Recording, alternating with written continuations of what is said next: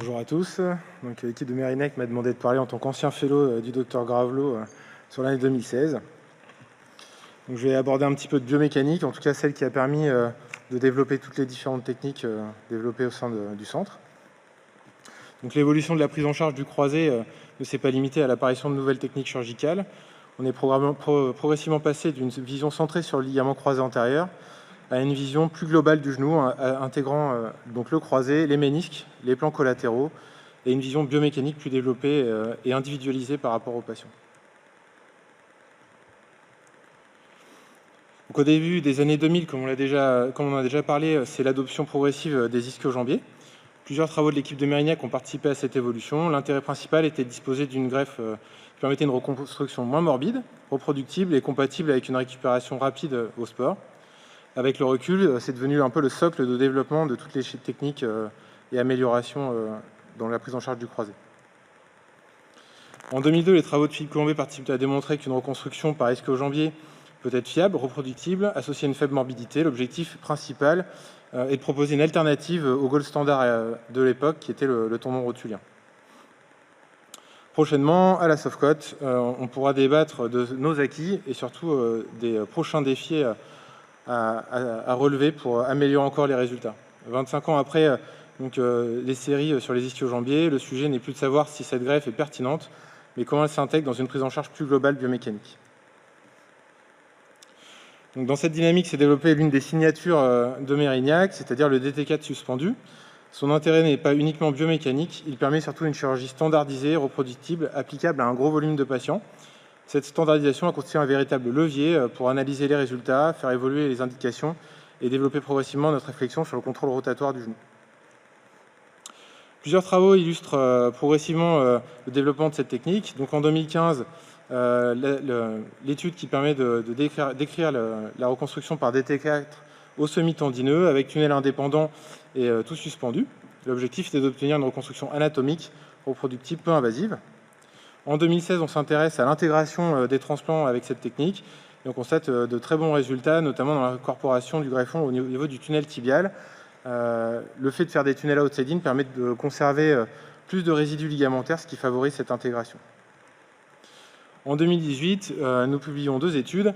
La réflexion se déplace progressivement vers le contrôle rotatoire. Nous cherchons à mieux comprendre les mécanismes de laxité résiduelle après une ligamentoplastie du croisé et les moyens de l'évaluer. Le greffon devient un élément parmi d'autres pour la restauration de cette stabilité. Puis nous présentons les résultats à moyen terme des études sur le DT4 qui montrent d'excellents résultats. Donc pendant longtemps, l'évaluation post-opératoire reposait principalement sur le Lachman. Donc un Lachman normalisé, un catémie satisfaisant était considéré comme un synonyme de succès. Pourtant, certains patients gardaient des sensations d'instabilité, des difficultés au retour au sport et voire même des ruptures précoces du croisé. Cette observation a progressivement conduit vers l'autre dimension qui est la stabilité rotatoire avec l'avènement de la navigation qui a beaucoup apporté pour cette étude. Donc la navigation a joué un rôle majeur dans cette évolution. Elle a permis de transformer un test clinique qui était relativement subjectif en un paramètre biomécanique quantifiable, mesurable. Pour la première fois, il devenait possible d'analyser précisément l'état rotatoire du genou, son comportement et d'objectiver les effets des différentes stratégies de reconstruction et d'autres plans ménisco-ligamentaires. Donc, grâce à plusieurs travaux, on a progressivement compris que le pivot shift ne dépendait pas uniquement du ligament croisé antérieur. Il résulte d'interaction de plusieurs éléments. Donc, les faisceaux antéromédiaux et postérolatérales du croisé, les ménisques, les structures antérolatérales et le contrôle neuromusculaire. La rotation est devenue donc la cible thérapeutique à avoir en post-opératoire.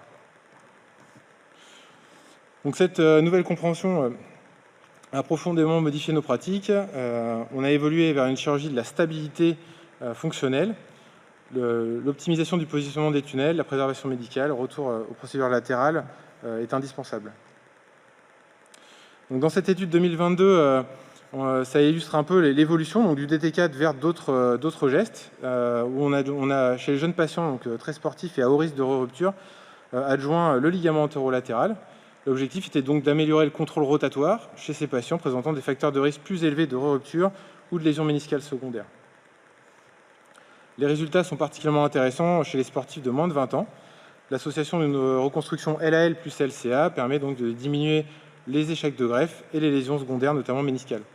Ces données illustrent parfaitement le changement de paradigme On ne cherche plus uniquement la reconstruction du ligament croisé antérieur, mais on cherche à restaurer la stabilité rotatoire globale. Et donc une école ne se définit pas uniquement par son histoire, mais aussi par sa capacité à continuer d'innover. C'est dans cette logique que nous avons récemment étudié l'utilisation du tendon du rectus femoris dans les reprises de ligaments croisés antérieurs, en le comparant au tendon rotulien. Donc les résultats biomécaniques sont très encourageants et permettent de penser que cette greffe peut être un nouvel apport dans l'arsenal thérapeutique dans les ruptures du croisé. Finalement, l'évolution des prothiques ne correspond pas à une succession de techniques différentes. Elle reflète une évolution progressive de notre compréhension du genou ligamentaire, de l'émergence des ischio-jambiers au développement du rectus femoris. L'objectif y reste inchangé, c'est-à-dire améliorer la stabilité fonctionnelle du sportif et sécuriser son retour au sport.